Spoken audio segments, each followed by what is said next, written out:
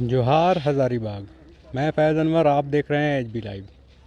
अभी अभी मैं आया हूँ मोहम्मद खालिद जी के पास, जो मुर्दा कल्याण समिति से जुड़े हुए हैं। आइए जानते हैं हज़ारीबाग में क्या मृत्यु दर कम हुई है, क्योंकि शुरू से खालिद जी अंतिम संस्कार में लगे हुए। पीक पे था तब भी बहुत पैनिक हो गया था, उस टाइम से खालिद जी जुड़े हुए हैं। आइए जानते हैं अभी क्या कंडीशन है, क्या मृत्यु दर कम हुई है या फिर कंडीशन क्या है। खालिद जी आप बताएं, अभी शहर में कोरोना का क्या हाल है। पहने रहिए, मास्क पहने रहिए।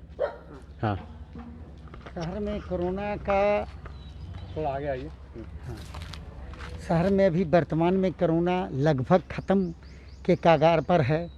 पहले जब कोरोना का लहर हुआ था तो 14 से 1500 को हम लोग को जलाना पड़ता था, मुझे कुछ को दफनाना पड़ता था, कुछ को चर्च में मैंने ले जाना पड़ता था, स्मिटिंग करते थे।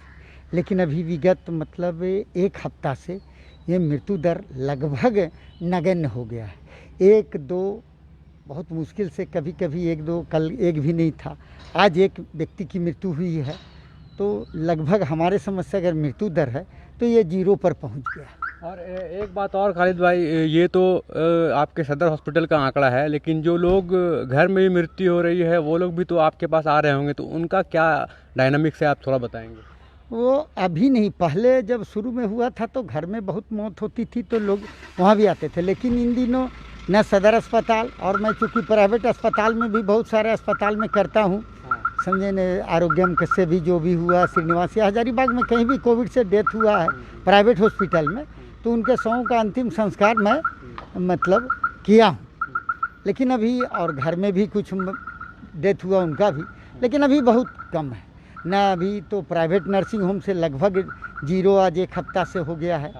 और ये सदर अस्पताल से भी तो एक दो इसी तरह से। तो ये बताइए, कोरोना काल में जब बहुत हमने देखा कि उनके परिजन भी लाश छोड़कर भाग रहे थे, तो आप किस तरह से उन लाशों के बीच में रह रहे थे, किस तरह से रह रहे थे, ना आप किस तरह से रह रहे थे। नहीं, पर कोरोना काल में तो बहुत ही बुरा स्थिति था। परिजन तो एकदम भाग रहे थे, कोई देखना नहीं चाह रहे थे। तो उस स्थिति में भी चूँकि किसी को न किसी को काम करना था और ये कुर्बानी देना था, तो चूँकि मैं मुर्दों के साथ 14 साल से जुड़ा हूँ, तो इस विपत्ति के समय में मैं मुर्दा को छोड़ नहीं सकता था। और चूँकि मेरा इससे भावनात्मक जुड़ाव है, तो इसलिए काम को मैं किया हूँ और आगे भी करता रहूँगा। और 2 केस ऐसे भी आए थे जहाँ पे परिजन, आज डेथ हुआ शाम में और कल तक कोई उठाने वाला नहीं था। एक कैनरी हिल में जो केस था, एक बच्चे, उसके पापा का डेथ हो गया था, लेकिन शव जो है वहीं पड़ी रही थी। और एक और वहीं कैनरी का दीपूगढ़ा केस था जिसमें शव 1 दिन से 2 दिन तक पड़ी रही थी। उसके बारे में आपने कैसे फिर उसको सॉल्व किया, और क्या उन्होंने इतना लेट क्यों कॉन्टैक्ट किया, क्या कारण था। नहीं, एक जो दीपूगढ़ा का शव था वो कांग्रेस के एक नेता का था। तो उनकी मृत्यु हो गई थी, लेकिन उनके परिजन को समझ में भी नहीं आ रहा था, चूँकि घर में मृत्यु हुई थी, कैसे करना, उधड़-बुन में थे। तो करीब 3 से 4 बजे ये उन लोग ने सूचना दिया कि ऐसा हुआ। और उस समय हमारे पास करीब 6 से 7 लाश जलाना बाकी था। तो हम बोले आज तो संभव नहीं है कि किसी एक लाश को हटा के आपका जला दें, ये मानवता खिलाफ है, तो हमको कल समय दीजिए। अच्छा, मतलब उस टाइम वो था, पैक था, पूरा पैक था। वो जो शमशान घाट का जो कोनार पुल का जो कैपेसिटी था, वो 2 से 3 लाश जलाने का। अच्छा। लेकिन जब 12-14 लाश होने लगा तो जहाँ पर जगह नहीं था, वो नीचे में भी हम लोग मतलब ये ज़मीन में जलाना शुरू किए, जहाँ जगह मिला कोनार नदी में जलाना शुरू किए। और जिसमें दीपूगढ़ा का सूचना हमको मिला, उस समय हमारे पास 6 लाश जलाना बाकी था। अच्छा। तो ये संभव नहीं था कि उस लाश को हम जला सकते थे। तो हम बोले कि आज तो संभव नहीं है, तो कल आपको किया जाए। तो एक चीज़ और बताइए, फिर आप कैसे घर जब जाते हैं रात में ये सब काम करके, कोरोना मरीज को देखते हुए, जलाते हुए, तो फिर क्या करते हैं, पहला काम क्या करते हैं, परिवार वालों के साथ कैसे गुजारते हैं टाइम। कि सबसे पहले मैं जाने के साथ जो ड्रेस पहनकर मैं काम करता हूँ, वो ड्रेस को घर के अंदर जाने से पहले पूरा ड्रेस को खोल लेते हैं। उसके बाद उसको अलग रख देते हैं, तुरंत वॉशिंग मशीन में डाल दिया, ड्रेस को डाल दिया। गर्म पानी मिलता है, गर्म पानी 1 गिलास पीते हैं, चाय पीते हैं। उसके बाद गर्म पानी से नहाकर फिर अपना एक अगले बार तो कोरोना में कोई बहुत परहेज नहीं किए थे, लेकिन एक बार इतना बार परहेज किए कि मैं एक कमरे में अकेले सोता हूँ, रहता हूँ, और परिवार और बच्चे कह दिया कि इस कमरे में तुम लोग अनावश्यक मत आया करो, लेकिन खाना पीना गपशप सब साथ में होता है। बिल्कुल, तो बहुत कठिन था आपका ये टाइम खालिद जी, बहुत मुश्किल होता है। एक चीज़ और मैं जानना चाहूँगा कि जब कोरोना से जो डेथ होती है, उसके बाद संक्रमण फैलाने का क्या उनके अंदर भी क्षमता होती है, जब लाशें जल रही होती हैं तो? नहीं नहीं नहीं नहीं, कोरोना से ये एकदम एक तरह से ये अफवाह है। क्योंकि कोरोना का फैलने का दो कारण है, जो मतलब हर जगह ये जो जो चिकित्सक कहते हैं कि मरीज अगर एक तो जो बिना मास्क का हो, अगर वो छींकता है, खांसता है, अगर कोरोना का लक्षण है तो वो कोरोना का हवा में जाएगा, और हवा से जो उसके पास जो बिना मास्क के रहेंगे लोग, या मास्क अगर पहने हैं तो कोरोना का कीटाणु उनके सर के बाल में भी रह सकता है, चेहरा पर, कपड़ा में, अगर उसे टच करके वो मुंह में, नाक में, बहुतों को आदत होता है नाक में उंगली करना, मुंह में, तो उससे वो कोरोना का माने ये संक्रमण होता है। लेकिन हम अभी तक देखें, जो मैंने आंकड़ा है कि इलाज करने वाले कोरोना से डॉक्टर की मृत्यु हुई है, लेकिन अभी तक भारत में ऐसा नहीं है कि कोई लाश जलाने वाला मरा है, कोई लाश गाड़ने वाला मरा है। पूरे भारत में जहाँ एक एक दिन में 200-200, 400 लाश, जैसे दिल्ली में, महानगरों में ये हो रहा, तो ऐसा केस नहीं है। तो एक चीज़ और अब बताइए, अभी अभी हम लोग गए थे कब्रिस्तान, तो वहाँ पर सीसीटीवी कैमरा लग गई है। अभी कोरोना काल में देखा गया कि बहुत लोग हैं जो अंतिम संस्कार में नहीं जा पा रहे थे, तो क्या आपको क्या लगता है, ये जो कदम लिया गया है सीसीटीवी लगाने का, वो सही कदम है, अच्छा कदम है, क्या फ़ायदा हो रहा है परिजनों को? नहीं, ये एक तो जब उनको लगाना था तो शुरुआती दौर में लगाते तो कुछ फ़ायदा होता।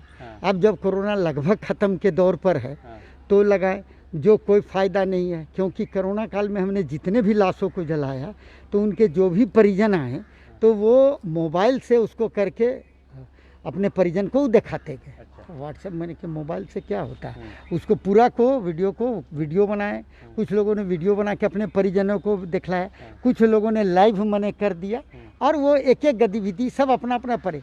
हमको नहीं समझ में आता है कि इससे कि किसी भी तरह का एक नया पैसा भी किसी को भी ना फायदा हुआ।